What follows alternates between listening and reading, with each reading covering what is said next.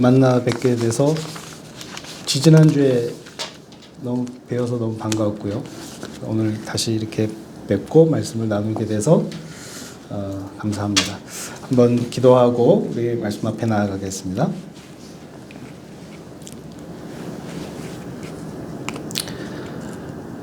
하나님 말씀을 전하는 연약한 종이나 이 자리에 앉은 모든 사람의 안과 밖의 모든 것을 깨끗하게 비워주시고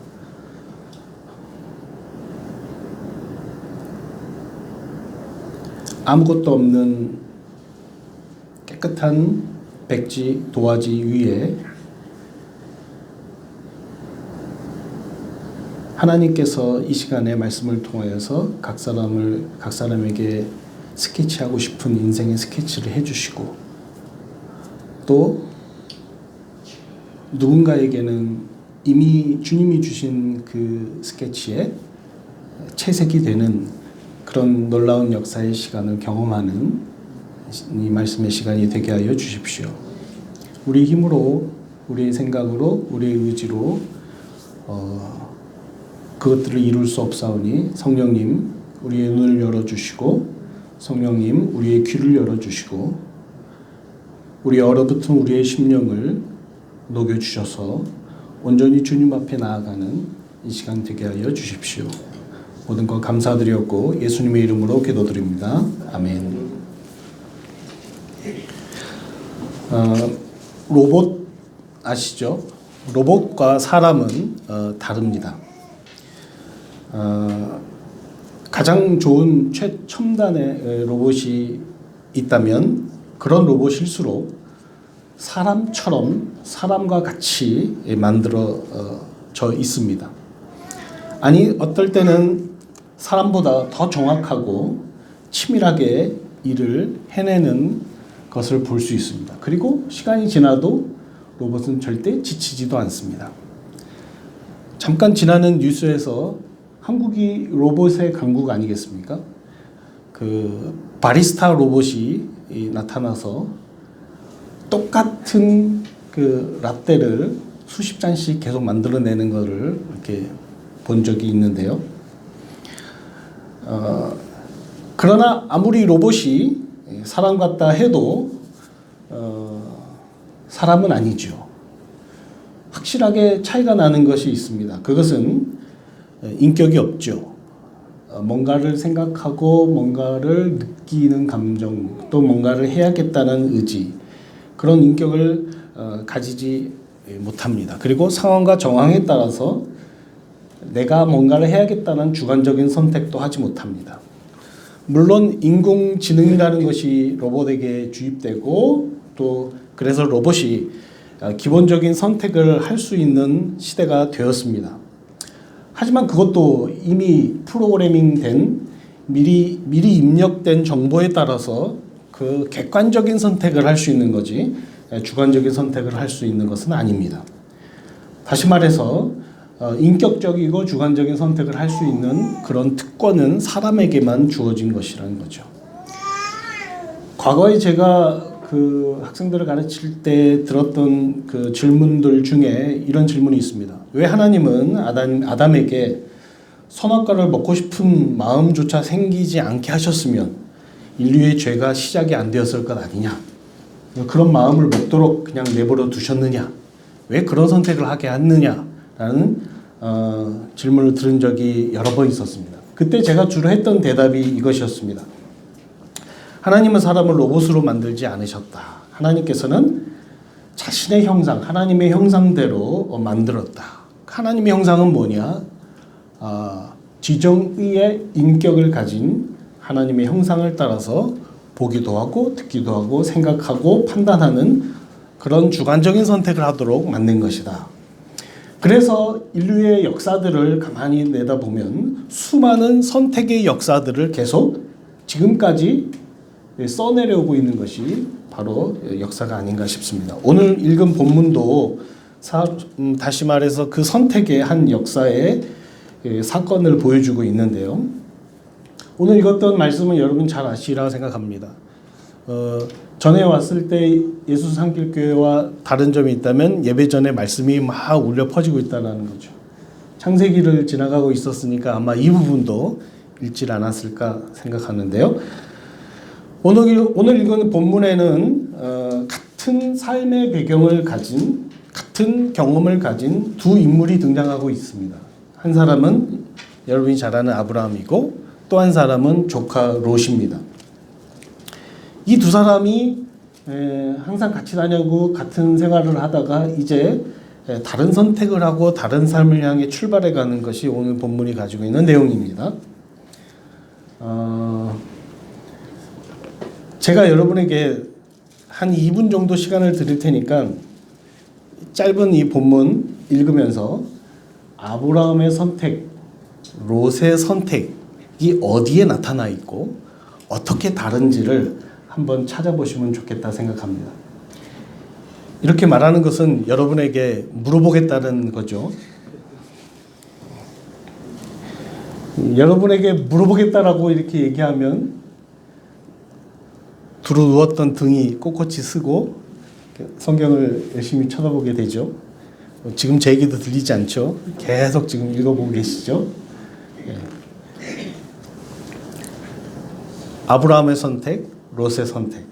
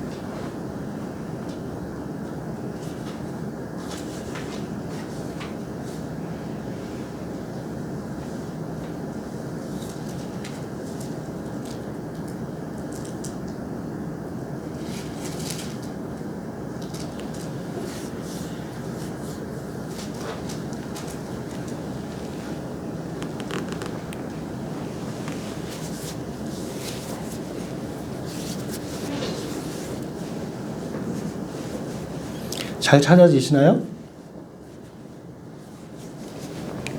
뭔가 찾은 사람은 이제 고개를 들죠. 그리고 여전히 아무것도 잘 안 보이는 사람은 눈을 마주치길 싫어하죠.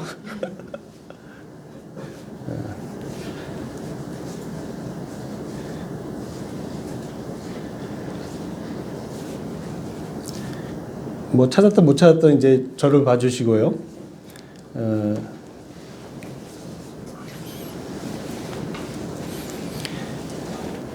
롯이 뭘 선택했죠?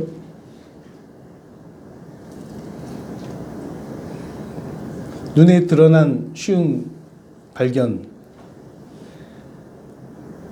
요단, 동편, 소알, 물이 풍부한 지역, 소돔과 고모라. 안 가봤죠? 저도 안 가봤습니다. 요단 동편이 어떻게 생겼는지 잘 모르겠습니다. 한 가지 표현을 보면 상상을 할 수 있습니다. 여호와의 동산 같았다. 근데 여러분 한번 생각해 보세요. 롯이 여호와의 동산을 알까요? 자기가 경험해 봤나요? 자기도 모르면서 아브라함에게 뭔가 많이 들었던 것 같아요. 그렇죠? 에덴 동산에 대한 얘기들을 어떻게든 들었던 것 같고, 마치 성경에는 기록되어 있지 않지만은 가나안으로 가자고 할 때 이 아브라함을 따랐던 롯의 상상 속에서는 그 상상이 있었는지도 모르겠어요. 아브라함을 따라가면 여호와의 동산이라는 것을 만날 수 있을 것 같다. 어쨌든 오늘 롯의 선택을 보면은 최고의 지역을 찾았다라는 느낌과 감격이 담겨져 있지 않습니까, 여러분? 롯의 이 고백을 가만히 보면은 오래 전부터 마음속에 품고 있던 것을 팍 터뜨린 듯한 그런 감정이 이 한 절의 말씀 속에서 확 느껴지지 않나요? 여러분이 캐나다 땅에 딱 왔을 때 이런 느낌이셨나요?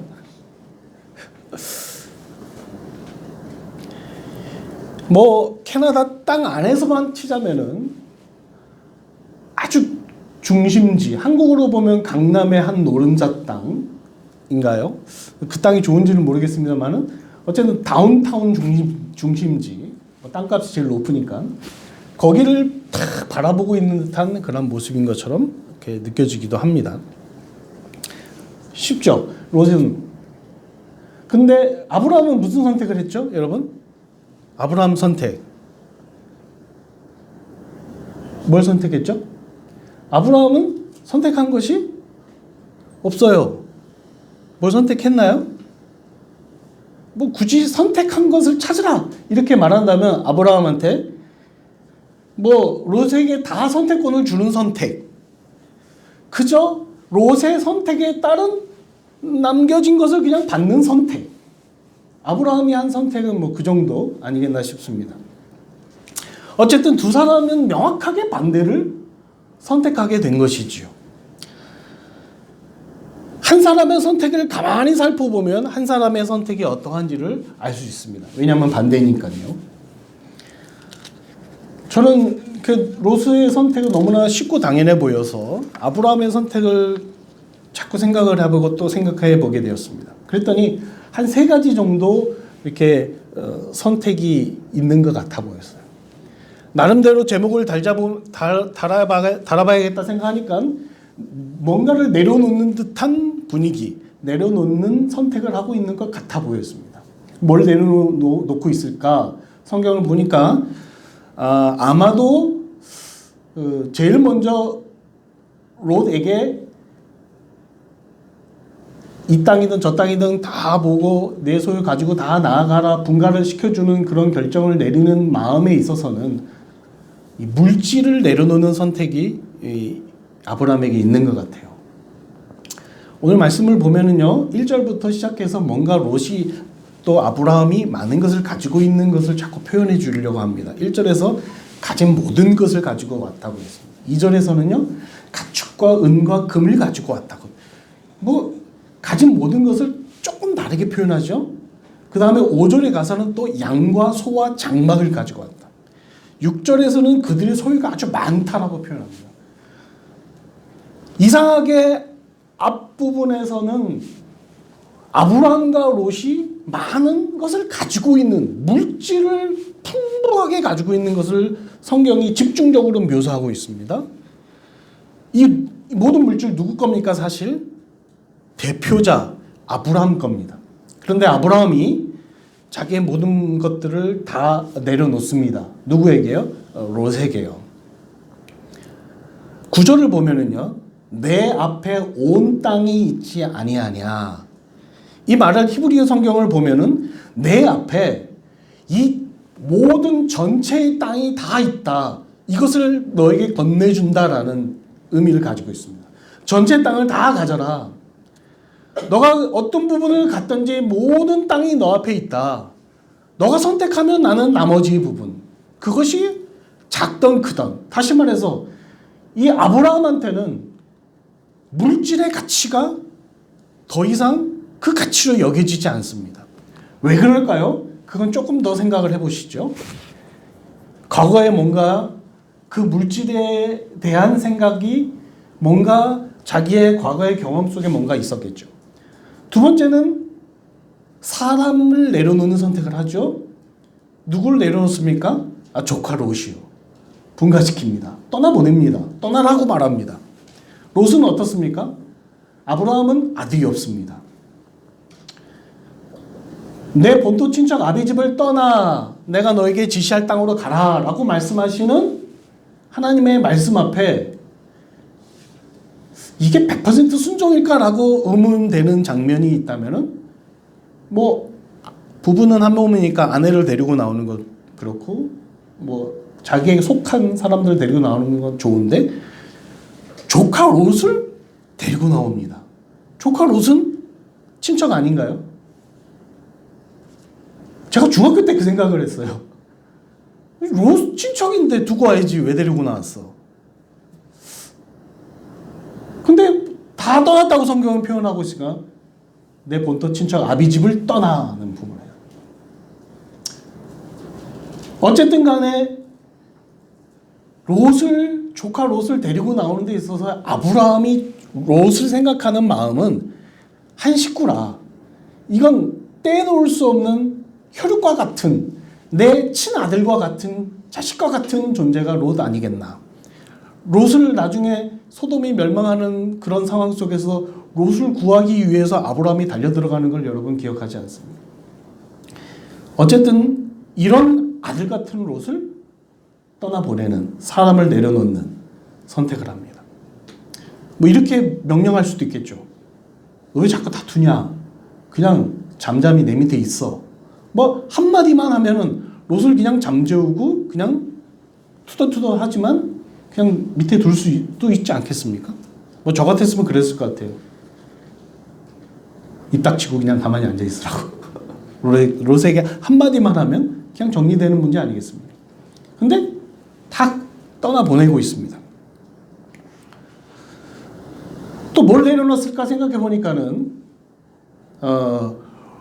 롯이 선택한 걸 가만히 보니까는 롯은 뭔가 미래를 내다보고 있는 듯 생각이 들어요. 그러니까 장래에 대한 생각을 아브라함은 내려놓은 것 같아요. 롯을 보니까. 미래에 어떻게 될 거냐라는 생각에 대해서 롯은 궁리가 많습니다. 그러나 아브라함은 다 내려놓은 것 같아요. 미래가 불투명하죠. 더군다나 물이 많은 소알 지역을 바라보고 풍부한 아름다운 여호와 동산 같고 애굽 같은 그런 땅을 바라보고 있는 롯의 미래는 아마 롯이 생각할 때는 굉장히 선명하고 아주 밝은 그런 미래죠. 투자 가치가 높은 곳을 향해 가니까. 그러나 아브라함은 반면에 생각이 없는 거죠. 생각이 있다 그래도 소알 땅에 물이 이렇게 막 흘러가는 거를 아브라함이 못 봤을까? 아브라함도 보고 있겠죠. 그러나 그 모든 것들을 미래에 대한 생각들을 다 내려놓은 듯한 뭐 이런 정도를 살펴볼 수 있습니다. 제가 궁금했던 것은 제가 집중했던 것은 아브라함이 어떻게 이런 선택을 이렇게 내려놓는 선택을 할 수 있었을까? 아브라함은 본래 그런 사람이었던가? 항상 올바른 선택을 하는 최고의 신앙인이었던가? 아니죠. 왜? 창세기 12장 바로 전장의 내용들을 행동을 봐서는 절대 그럴 사람도 아니고 그럴 인물이 절대 못 되죠. 친척 본토 아비 친척 집 모든 거 다 떠나오는데도 뭔가 불안전해 보이고 또 도대체 어떻게 이렇게 모든 걸 다 포기하고 내려놓는 선택을 할 수 있었을까? 어떻게 달라질 수 있었을까? 창세기 12장 여러분 쭉 읽어보면은 아브라함의 경험들을 걸어온 여정들을 좀 살필 수 있죠. 그런데 뭐 여러분 뭐 다 읽지 않더라도 여러분의 기억을 제가 살짝 터치를 해드리면 창세기 12장은 어떻게 시작하고 있습니까? 하나님께서 아브라함에게 말씀을 주고 있는 장면으로 시작하고 있습니다. 아브라함은 뭐 했습니까? 하나님 말씀해 주십시오. 하나님 내가 하나님의 말씀을 들어야 되겠습니다라고 기다리는 상황도 아니었어요. 그냥 하나님께서 아브라함을 불러서 아브라함에게 말씀합니다. 떠나라고요. 친척 아비집 모든 거 다 버려두고 떠나라. 내가 지시한 땅으로 갑니다. 여러분 지도를 제가 파일을 보내드리려고 했는데 너무 늦어서 못 보내는데 제 손을 보시면 대충 지도가 어떻게 올라가는지 알 수 있습니다. 이 지역이 우르라는 아브라함이 사는 본토 친척 아비집입니다. 지도상으로 보면 이 밑에서 우르에서 출발해 갑니다. 근데 성경은 떠나서 가나안 땅에 금방 도착합니다. 떠났는데 도착했다. 바로 옆집인 것 같이 성경은 묘사하고 있습니다. 그런데 사실 그렇지 않아요. 우르르에서 떠나서 출발해서 한참을 위로 향해 올라갑니다. 그래서 위에서 또 내려옵니다. 그 지명을 보자면 바벨론을 거치고 또 하람을 거치고 뭐 전혀 알지 못하는 길그미스라는 곳을 지나서 히맛이라는 곳을 또 지나고 다메섹을 또 지나고 또 내려오고도 한 바퀴 삥 올라갔다가 삥 내려오는 그런 여행 경로를 택합니다. 그러니까 잠깐 가는 길이 아닌 거예요. 올라갔다가 쭉 내려와서 가나안 땅에 도착합니다. 그 과정 속에서 세겜이라는 땅을 만납니다. 그 여정 동안에 굉장히 아브라함은 하나님을 향해서 그 주어진 말씀에 대한 감격과 또 기대감 속에서 그 긴 여정들을 행해서 왔죠. 그런데 여러분이 잘 아는 대로 세겜에 딱 도착했을 때 또 하나님께 단을 쌓고 예배를 드리고 여호와 이름을 부르고 그리고 당면한 문제가 뭡니까? 기근입니다. 기근이라는 거는 먹고 살 수 없는 상황, 죽을 지경에 이른 거죠. 그럴 때 단 어디에도 하나님을 향해서 원망하거나 투정도 없고 또 단 어디에도 하나님을 향해 묻는 장면도 없고 하나님도 이 아브라함에게 나타나서 말씀하는 장면도 없습니다. 그냥 곧바로 기근이 닥치니까 애굽으로 잠시 동안, 우리 성경에는 또 그게 없죠. 잠시 동안 피하려고 내려갑니다. 어떻게 보면 합리적인 생각 아니겠습니까? 내려가면서 살궁리를 합니다. 어떻게 해요? 애굽이란 땅에 가지고 있는 토속적인 그 민족의 족속의 특징들이 있는데 여자가 예쁘면 무조건 가로챈다. 그래가지고 당신이 사례가 되게 예뻤나 봐요.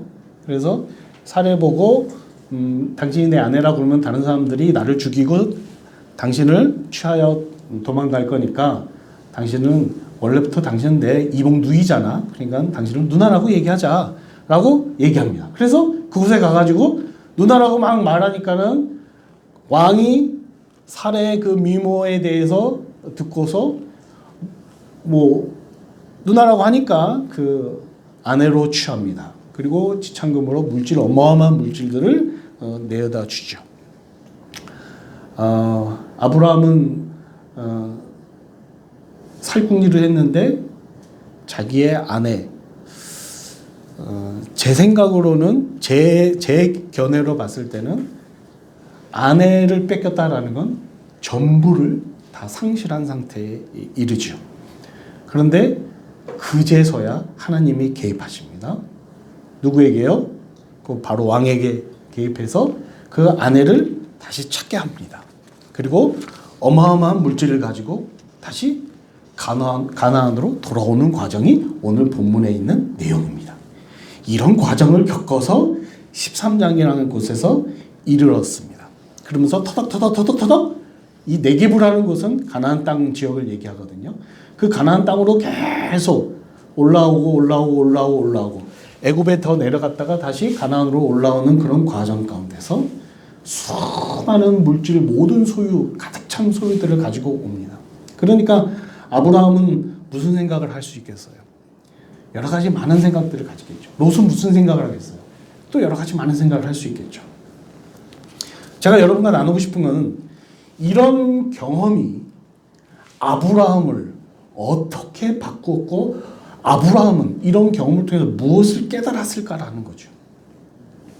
우리의 삶의 여정도 아브라함하고 흡사한 상황들이 계속 펼쳐져 가고 있는데 사실은 우리는 잘 별로 거기에 대해서 뭔가를 깨달아 가야겠다라는 생각을 할 때도 있지만 그렇지 못할 때도 있겠죠.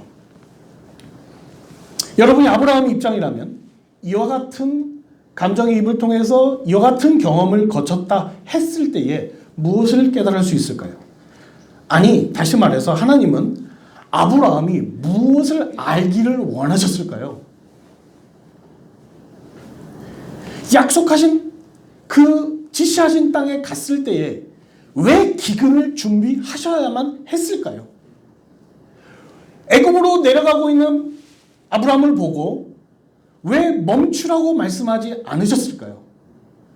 아내를 누이라고 속이는 이 어리석은 범죄를 하고 있는 상황을 왜 그냥 묵인하고 계셨을까요? 또 다 뺏긴 상황 속에서 왜 아내를 다시 되찾고 심지어는 좀 부끄러운 물질이죠. 창피한 물질들을 다 획득하게 하셨을까요? 저는 그런 궁금함을 가지고서 생각을 해보니까 한 몇 가지가, 크게 두 가지가 그 이유가 발견되는 것 같습니다. 여러분 집에 가셔서 여러분 더 많은 이유를 한번 찾아보시면 좋겠다 생각합니다. 첫 번째는요, 나는 너를 기근으로 죽이고 죽게 내버려 두는 그런 하나님 아니다 라는 거 가르쳐 주시기 위해서 그러지 않았나. 기근을 만나게 한 목적, 너가 나를 그런 고통 가운데서 좀 더 신뢰하기를 바라서 그런 목적이 있지 않을까요? 그 상황을 피하려고 너는 묻지도 따지지도 않고 애굽으로 내려갔고 살궁리를 하면서 아내로 속였지만, 그런 상황을 놓고서도 하나님은 다시 다 되찾게 해주시고 풍부한 소유를 얻게 하는 그런 상황을 취하게 하심으로 말미암아서 하나님 존재 자체가 어떠한 분인지, 하나님은 과연 나를 어떻게 해 가시는 분인지, 아마 아브라함 마음속에 울려지는 하나님의 속 음성이 있지 않았겠습니까? 그래도 너 나를 못 믿겠냐? 이 네겝으로 향해 올라오면서 하나님이 아브라함을 향해서 마음 안에 그래도 너 나를 못 믿겠니? 아브라함이 가만히 있을 때 하나님이 말씀을 주셨죠. 본토 친척 아비지 떠나고 다 버리고 내가 너에게 지시할 땅으로 가라. 그때 아브라함은 믿음이 있었을까요? 근데 갔어요. 순종하고 갔어요.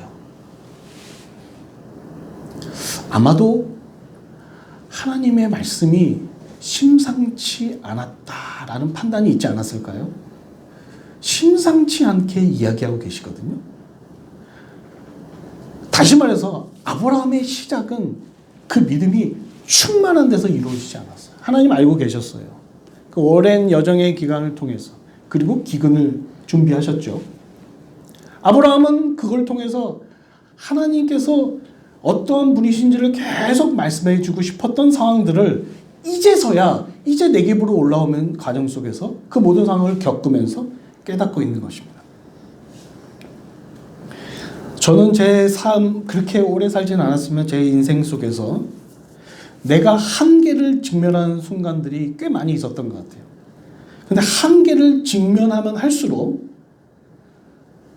내가 아무리 일을 이렇게 계획하고 이렇게 도모해도 한계에 직면하면 할수록 하나님 앞에 엎드려지게 되고 하나님 앞에 고백할 수밖에 없습니다.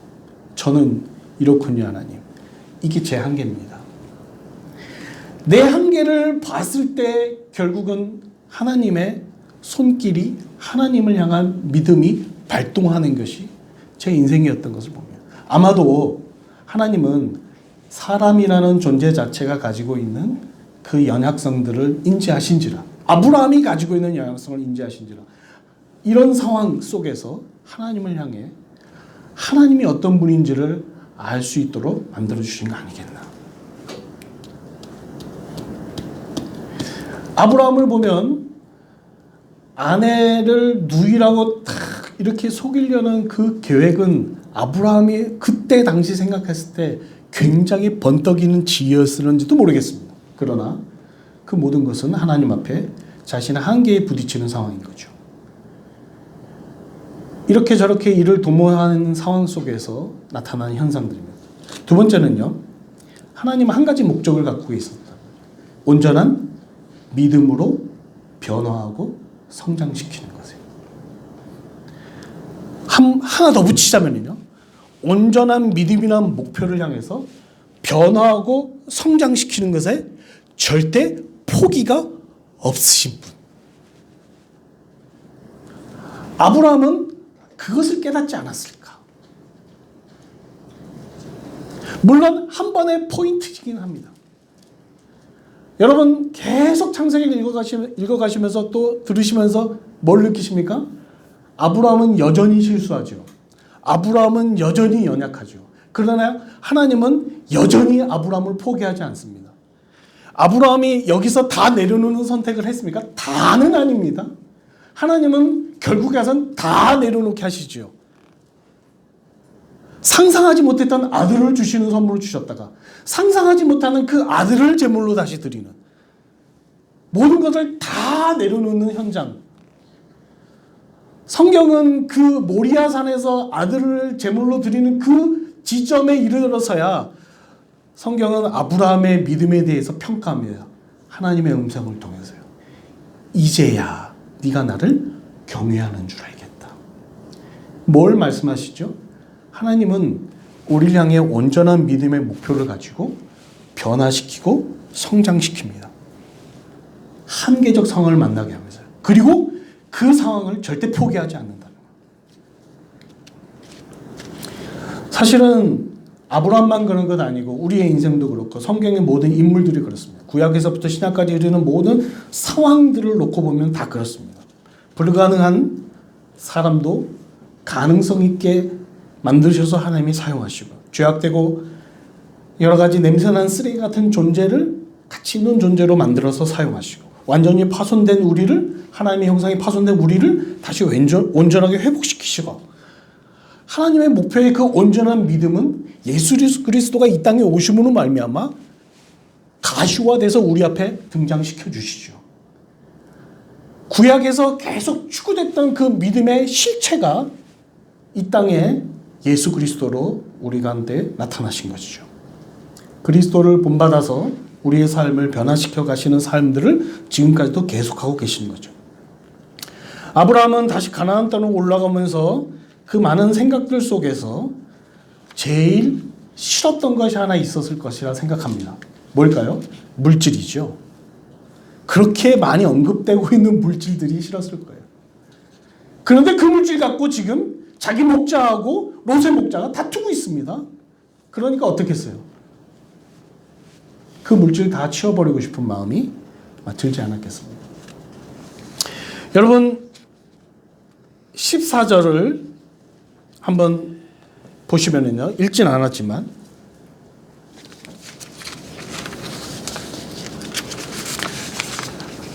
한번 같이 읽어볼까요? 시작. 아브라함을 떠난 후에 여호와께서 아브라함에게 이르시되 너는 눈을 들어 너 있는 곳에서 북쪽과 남쪽 그리고 동쪽과 서쪽을 바라보라. 그리고 10절을 한번 읽어보실까요?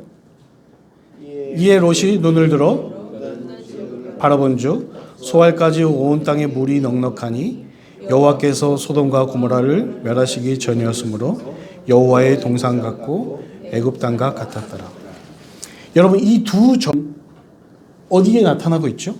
롯과 아브라함을 가만히 놓고 보세요.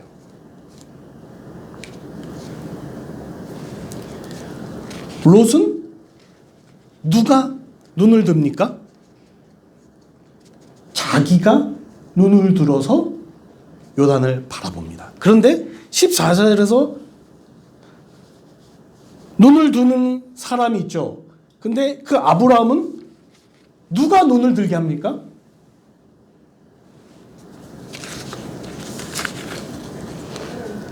하나님 여호와께서 이르시되 너는 눈을 들어. 이 두 가지의 차이가 극명한 선택의 차이를 보여주고 있습니다. 롯은 자기가 선택해서 바라보고 있습니다. 근데 아브라함은 그 모든 내려놓는 선택은 결국에는 누가 하게 만든 겁니까? 사실은 내려놓게 하시는 선택을 하는 거죠. 하나님이 눈을 들어서 보게 하십니다.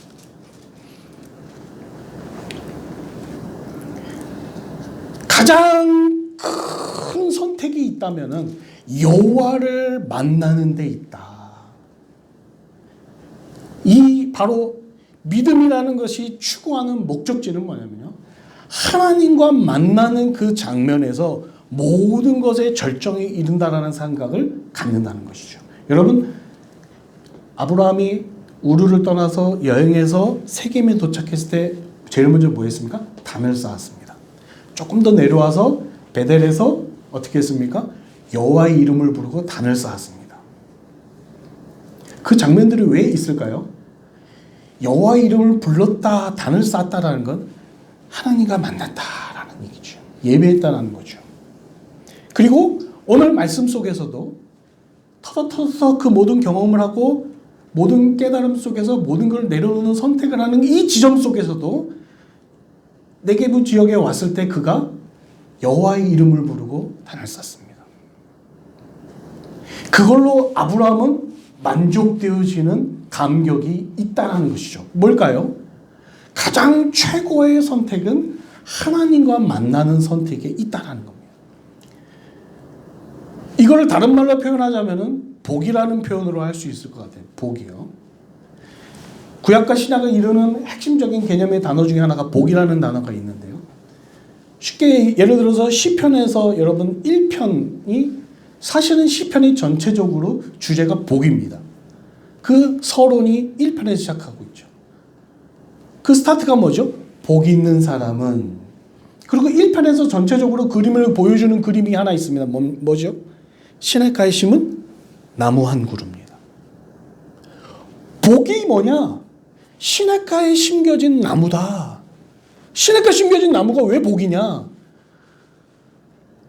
주야로 말씀이 공급되어지는, 주야로 말씀이 충족히 공급되어지는 상태. 다시 말해서 하나님과의 깊은 사귐 속에서 교제가 충족되어지는 상태가 가장 최고의 절정의 복이라는 거죠. 아브라함은 뭔가 믿음이라는 것 속에서 조금씩 깨달아지면서 조금씩 내려놓는 것이 있습니다.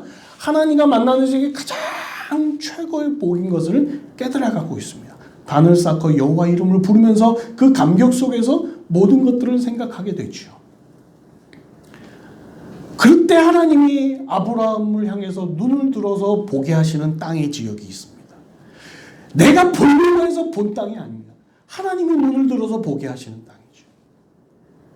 내려놓는 선택은 하나님이 주도해서 하나님이 보게 하시는 현장이 반드시 있습니다. 반면에 롯은 그렇지 않습니다. 똑같은 경험을 하지 않았습니까? 똑같이 보고 똑같은 것들을 했음에도 불구하고 다른 선택을 합니다. 여러분 이 시간에 똑같은 현장에서 똑같은 말씀으로 똑같이 설교자에서 똑같은 말씀 듣지만 다 깨닫는 것이 왜 다를까요? 판단하는 것이 왜 다를까요? 롯은 다른 선택을 해갑니다. 롯은 자기가 눈을 들어서 보았습니다.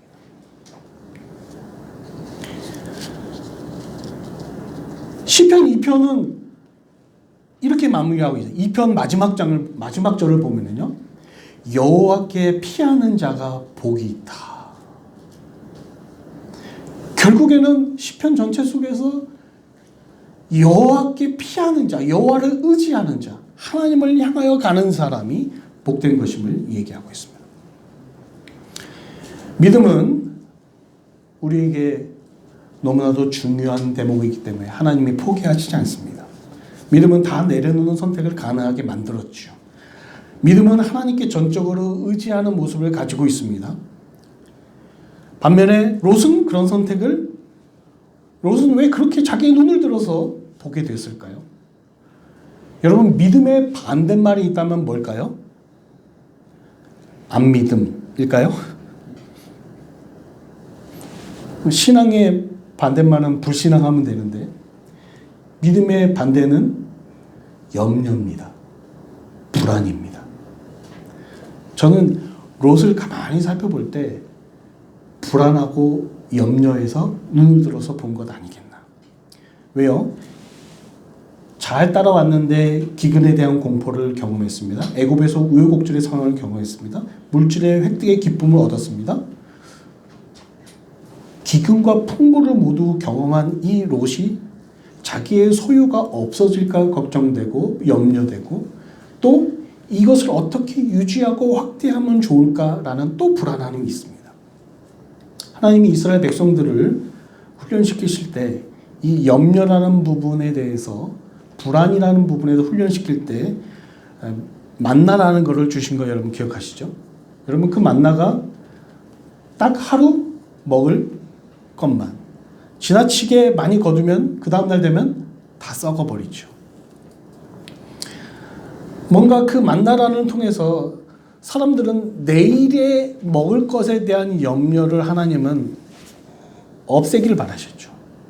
믿음이라는 것을 가지고서요. 날마다 먹을 것을 내려주시는 하나님을 향한 믿음을 발동시킬 것을 하나님을 기대하시면서 날마다 먹을 양식을 주었습니다. 그런데 2배로 주시는 날이 있어요. 언제죠? 안식일 전날 2배로 주십니다. 근데 그때 믿음이 연약하고 염려하고 불안한 사람들은 어떻게 했죠? 내일 또 만나가 내리지 않으면 어떻게 사나? 2배가 아니고 3배를 4배를 거둬들이고, 또 하나는 그 날에도 안식일 날에도 만나가 내리나 나가보는 사람들이 있는 거죠. 염려와 불안이 날마다 먹을 것을 충족하게 채워줌에도 불구하고 미래를 향한 계속되는 불안감. 롯이 아마 그 불안감 속에서 뭔가 더 괜찮은 물이 흐르는 더 좋은 땅을 향해 눈이 들지 않았을까요? 우리의 삶도 별반 다르지 않지 않을까요? 마태복음 6장에 보면은 이 염려에 대해서 충분히 이야기하죠. 무엇을 먹을까? 무엇을 입을까? 염려하지 말라. 이방인들이 하는 거다. 가장 중요한 건 뭐죠?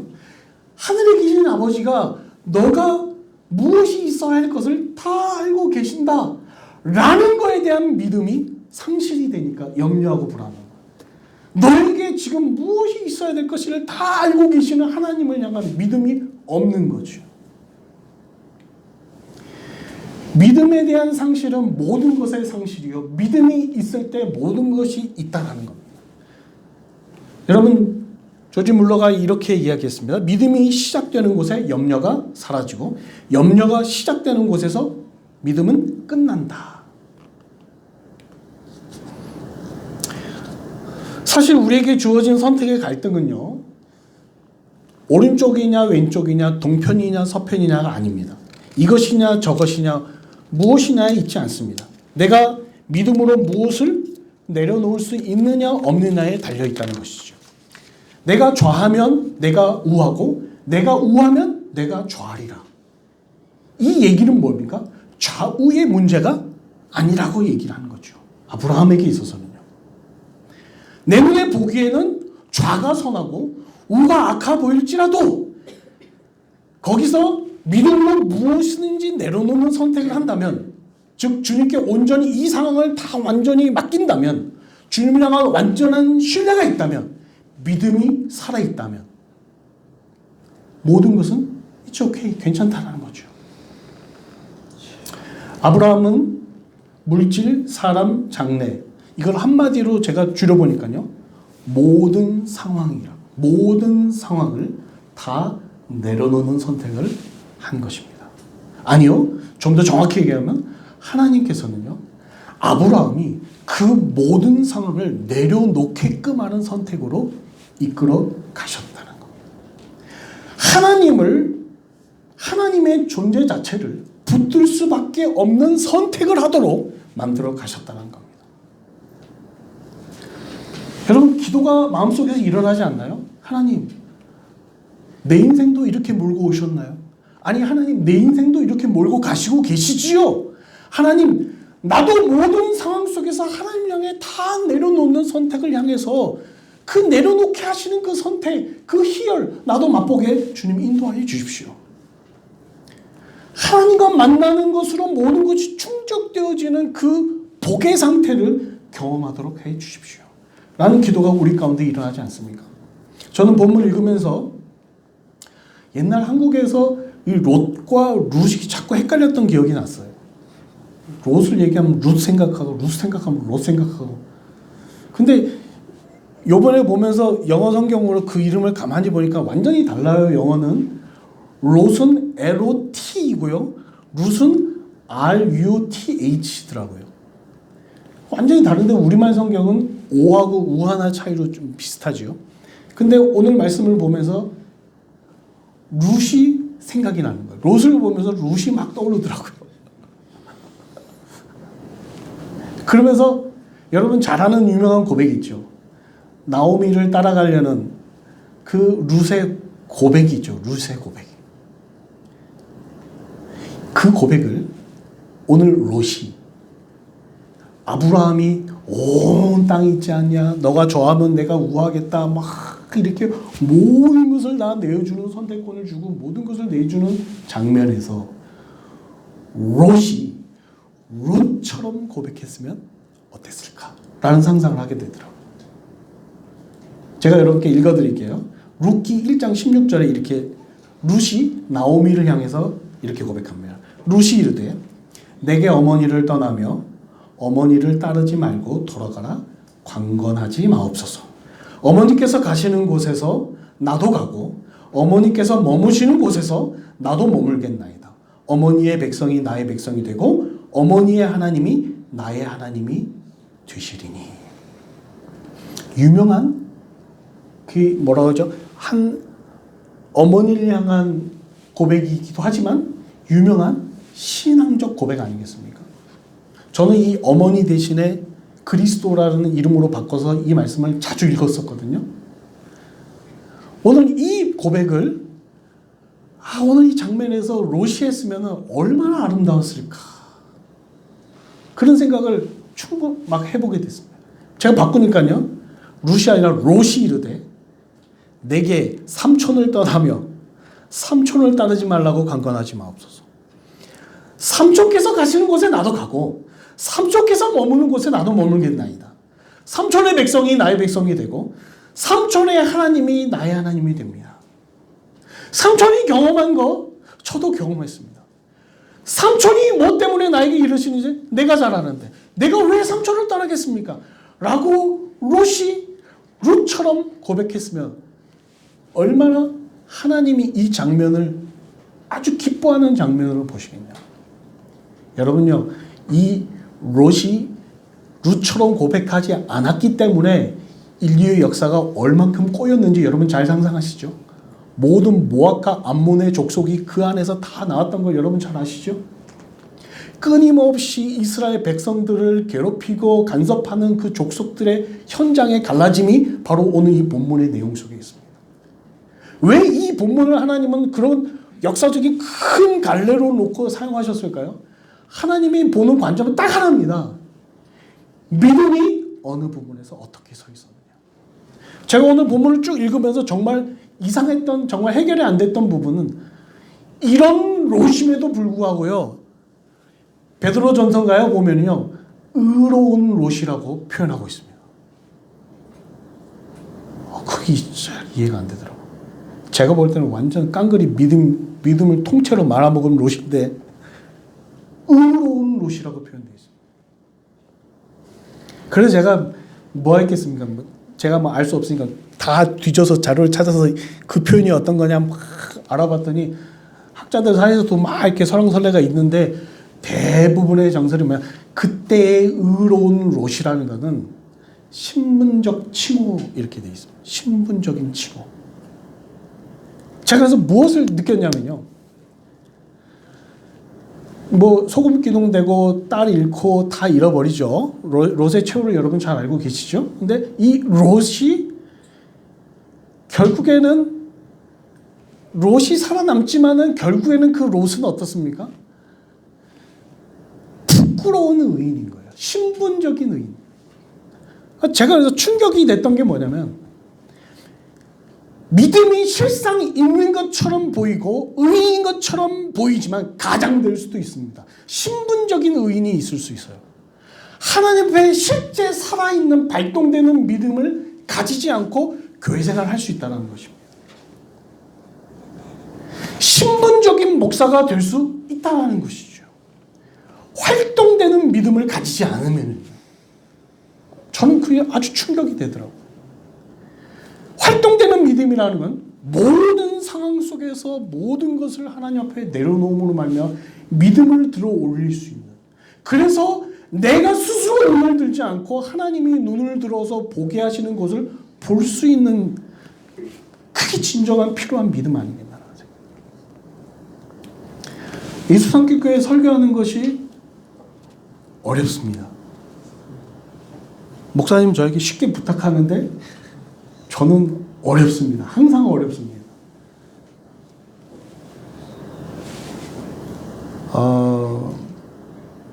지지난주 제가 설교였는데 제 설교를 박장원 교수님이 가로채 가셨죠. 물론 제가 완전히 다 양도했습니다만은 모르겠어요. 왜 그랬을까? 저 잘 모르겠습니다. 뭔가 그것도 제가 내려놓는 선택한 거 맞나요? 설교를 그래서 제 설교는 없어진 줄 알았는데 목사님이 그 다음 주 이렇게 또 제가 지난 한 주 계속 감기 몸살로 앓았습니다. 제가 2월 17일 한국을 가기로 되어 있었습니다. 중국 항공을 타고 난생 처음으로 1시간 경유가 엄청 비행기 값이 싸가지고 6개월 전에 예매했는데 근데 제가 감기 몸살로 막 이렇게 제 일터에서는 저보고 신종 코로나 아니냐고 능동 감시 대상자도 아닙니다. 저는 이제 뭐 다행히 회복이 되고 있는 지금 상황입니다만 쉽지 않아요. 저는 예수장교회 설교하는 과정이 자꾸 뭔가 쉽지 않아요. 하나님이 쉽지 않게 뭔가를 자꾸 선택하게 하고 뭔가 이끌어 가시는 상황들이 우리 인생 속에서 충분히 있을 수 있습니다. 그걸 오기 직전에도 쉽지 않았어요. 제가 홀로 와 있잖아요, 지금. 그 모든 상황들 속에서 하나님이 향하여 갈 수 있도록 하나님이 계속 이끄시는 손길들을 내미실 때 여러분 주저하시면 안 됩니다. 뭘 가져야 돼요? 하나님이 나에게 주신 믿음이에요. 저는 가끔 생각해 봅니다. 제가 옛날 성경책, 지금 한국에 지금 두고 왔는데 옛날 성경책에 겨자씨를 스티커로 이렇게 붙여놨거든요. 겨자씨만한 믿음이 있으면 어떻게 되죠? 산을 옮기죠. 도대체 내 믿음은 얼마나 작길래 이 겨자씨보다도 작을까? 이런 생각할 때가 정말 많았거든요. 요즘 제가 가끔 생각하는 부분이 이 믿음의 척도입니다. 하나님이 내 믿음을 어떻게 보고 계실까? 저는 이 말씀을 일주일 내내 계속 묵상하면서 아브라함의 이런 깨달음을 주셨던 거 저에게도 좀 주십시오, 하나님. 하나님, 제가 뭘 더 내려놓을까요? 어떻게 더 내려놓을까요? 아직도 내려놓지 못하고 착각하고 있는 건 어딜까요? 내가 롯처럼 여전히 내 눈을 들어서 쳐다보고 있는 것은 없는지요? 계속 물어보고 또 물어보게 되더라고요. 룻이 왜 될 수 없었을까요? 하나님, 룻은 왜 그런 선택을 해 갈 수 있을까요? 룻은 모압 여인 아니겠습니까? 여러분, 예수님 족보에 들어가 있어요. 룻은요. 모압 여인인데도요. 어떻게 그럴 수 있을까요? 하나님의 족보는요, 혈통이 아니고 믿음의 족보인 거예요. 믿음으로 올라가는 족보. 우리가 그 믿음의 족보 가운데 있습니다. 예수남길교회가 그 가운데 있는 줄 믿습니다. 하나님께서 예수남길교회를 어떻게 이끌어 오셨을까요? 앞으로 어떻게 이끌어 가실까요? 어떻게 보면 교회 전체가 뭔가를 더 많이 내려놓게 하실 수 있어요. 하나님에 대한 정금과 같은 믿음으로 만들어내기 위해서는 하나님이 어떻게 하실지 모르겠어요. 왜요? 성경의 모든 믿음의 사람들을 그렇게 사용하셨고 그렇게 다뤄가셨기 때문에. 방금 전에 들었던 요셉은 어땠나요? 요셉의 삶이 어땠는지 여러분 방금 들었잖아요. 그 하나님이 왜 그렇게 요셉을 그렇게 만들어 가셨을까요? 하나님은요, 요셉 한 사람이 가지고 있는 그 믿음을 만들어내기 위함도 있지만 요셉 한 사람을 들어 세우심으로 말미암아 형제들에게까지 믿음을 보여주시기 위한 하나님의 계획이. 하나님은요, 믿음을 향해서요, 철두철미하시고 집요하시고 절대 포기하지 않으세요. 우리나라가 축구가, 목사님 축구 좋아하시니까 축구가 우승했죠. 뭐죠 그게? 우승한 대회가? 네. 그 막 우승하는데 그 한 선수가 외치는 소리를 딱 들었어요. 결승전 전날에 결승전을 앞에 두고서 그 모든 걸 다 이뤘다고 하면서 좋아하는 막 그런 상황이거든요. 올림픽 진출했다고. 아직도 우리는 배가 고프다. 누가 제일 먼저 얘기했죠? 그 얘기? 히딩크가 먼저 얘기했죠. 아직도 배가 고프다. 제가 그 생각하면서 무슨 생각, 하나님은 아직도 배가 고프신 것 같아요. 우리의 믿음을 만들어 가시기에 늘 언제나 굶주려 계시는, 계속 몰아가시고 몰아가시고 몰아가시고 몰아가시고. 여러분과 제 인생 속에서 그 믿음이 아브라함이 내려놓는 모든 상황 속에 내려놓는 것처럼 하나님이 그렇게 이끌어 가시길 소원합니다. 기도하시겠습니다. 하나님 아버지 감사합니다. 저희들 연약하고 미련합니다. 그러나 하나님 아버지, 지금까지 이끄시고 지키시고 우리의 믿음 없음을 불쌍히 여기시고 붙잡아 오신 것을 감사합니다. 놓지 아니하신 것을 감사합니다. 아버지 하나님, 우리가 말씀 앞에서 다시 일어나기를 원합니다. 하나님 세워 주시길 바랍니다. 하나님 아버지, 주님을 향해 나아가게 주님 도와주시길 바랍니다. 우리는 여전히 한계의 지점을 도달했음에도 불구하고 아직 하나님께 손을 내밀지 못하는 지경에도 있습니다. 아버지 하나님 아버지요, 어떤 구석을 모르시든지 간에 우리를 믿음의 사람으로 변화시키시고 성장시키시고 이끌어 가시기를 간절히 바랍니다. 예수 상급교회를 주목하여 보심을 감사합니다. 지금까지도 이끌어 가심을 감사합니다. 앞으로도 이끌어 가실 때에 하나님 아버지, 아버지 하나님, 이 교회가 편한 길을 선택해 가는 교회가 아니요, 모든 것을 내려놓더라도 하나님의 믿음을 향하여 하나님의 얼굴을 들게 하심을 향하여 나아가는 그런 교회 되게 역사하여 주시길 바랍니다. 이곳에 있는 한 사람 한 사람을 하나님 집중하여 주시고 하나님 한 사람 한 사람을 그런 사람으로 이끌어 주시길 간절히 바랍니다. 이 가운데 롯같이 어리석은 사람 없게 하시고, 아버지 하나님 부끄러운 의인 없게 하시고, 아버지 하나님 롯과 같이 부족하지만은 담대한 고백을 하며 나아가는 그러한 사람들이 있게 하여 주시길 바랍니다. 우리의 인생이 좌로 우로 선택한 상황들이 너무나 많이 있습니다. 아버지 하나님, 보기 좋은 다운타운 땅들이 너무 많이 있습니다. 아버지 하나님, 그러나 하나님을 향하여 묵묵히 가난에 머물러 나아가는 우리들이 있어야겠사오니 주여 우리들을 그러한 사람으로 사용하여 주시고 만들어 주시고 붙잡아 주시기를 간절히 바라고 원합니다. 아버지 앞에 두 손 들 수밖에 없습니다. 아버지 하나님, 내가 가지고 있는 것이 아무리 화려하다 할지라도, 내가 가진 것이 아무리 좀 있는 것처럼 보인다 할지라도 이것이 다 아무것도 아닌 것을 주님 앞에 고백할 수밖에 없습니다. 주여 하나님 도와주십시오. 하나님 도움 없이는 살 수 없습니다. 하나님 도움 없이는 일어설 수 없습니다. 하나님 도움 없이는 숨 쉴 수 없습니다. 하나님 도움 없이는 1초도 우리가 온전할 수 없음을 고백드릴 수밖에 없습니다. 세계가 들끓고 있습니다. 세계가 신음하고 있습니다. 중국이 알아누웠습니다. 한국이 신음하고 있습니다. 세계가 불안에 떨고 염려에 떨지만 하나님 아버지, 믿음으로 우리가 일어서게 인도하여 주시옵소서. 믿음으로 부르짖어 기도하게 도와주시고 믿음으로 주님 앞에 나아가는 상황이 되게 도와주십시오. 아버지 하나님, 이 땅 가운데 믿음의 사람들을 두신 이유는 그들이 부르짖도록 하신 줄 믿습니다. 아버지 하나님, 우리가 더욱더 이런 상황 속에 기도하며 나아가는 저희들 되게 하여 주십시오. 모든 것 주님을 의지하고 예수 그리스도 이름으로 기도드리옵나이다. 아멘.